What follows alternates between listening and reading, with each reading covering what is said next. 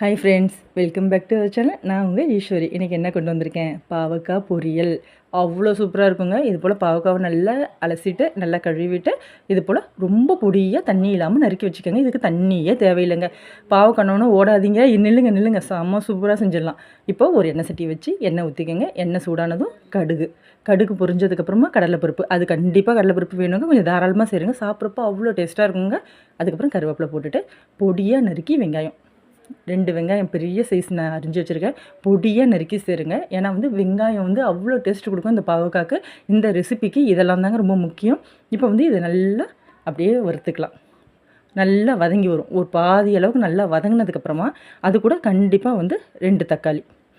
புளிப்புக்கு அது பாவக்காவோட கசப்பு கொஞ்சம் கரெக்ட் பண்ணி கொடுக்கும். அதுக்காக இது கொஞ்சம் நல்லா வதங்கினதுக்கப்புறமா இப்போது தக்காளியை இதே போல் பொடியாக நறுக்கி அதில் சேர்க்க போகிறோம்.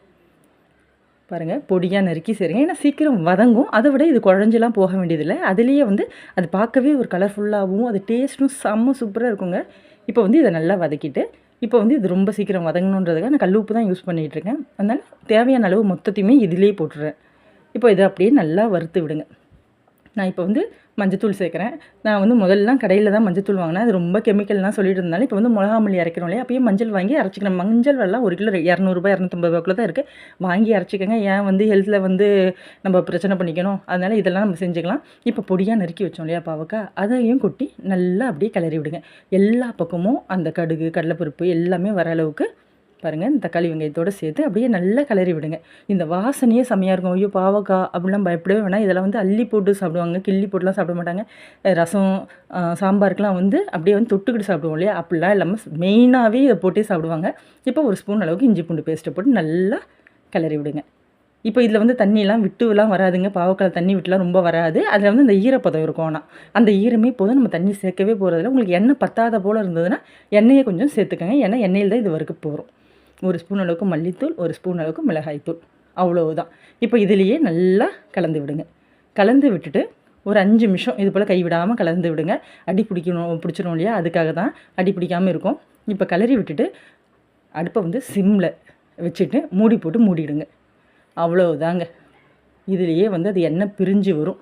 இங்கே பாருங்கள், இப்போயே எப்படி இருக்குது, சாப்பிடலாம் போல் இருக்கு இல்லையா, அவ்வளோ சூப்பராக இருக்கும்.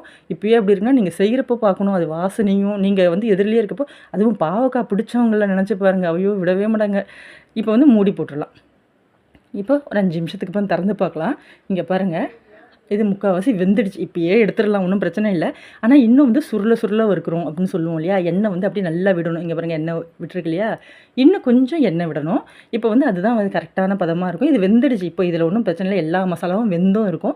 அவ்வளோ சூப்பராக இருக்கும். பாவக்காய் எனக்கு பிடிக்கவே பிடிக்காது அப்படின்னு சொல்கிறவங்க கூட கண்டிப்பாக இது ரொம்ப விரும்புவாங்க. அதில் போட்டிருக்க அந்த கடலைப்பருப்புலாம் சாப்பிட்றப்போ அவ்வளோ டேஸ்ட்டாக இருக்கும். இங்கே பாருங்கள், சாப்பாட்டில் போட்டு அப்படியே பிணைஞ்சு சாப்பிட்றப்போ அவ்வளோ சூப்பராக இருக்கும். ட்ரை பண்ணி பாருங்கள், மஸ்ட் ட்ரை தான். இதை பிடிச்சிருந்தா லைக் பண்ணி சப்ஸ்கிரைப் பண்ணுங்கள். பாவக்காவை நாங்கள் எப்படி வேணாலும் செஞ்சு சாப்பிட்ருப்போம். புளி ஊற்றி கூட சாப்பிட்ருப்போம், வறுத்துருப்போம், பொரிச்சிருப்போம், இல்லை சிப்ஸ் போட்டு சாப்பிட்ருப்போம். எப்படியும் சாப்பிட்ருக்கோம் இல்லையா, இப்படி செஞ்சு பாருங்கள், சூப்பராக இருக்கும். பிடிச்சிருந்தா லைக் பண்ணி சப்ஸ்கிரைப் பண்ணுங்கள். பாய்.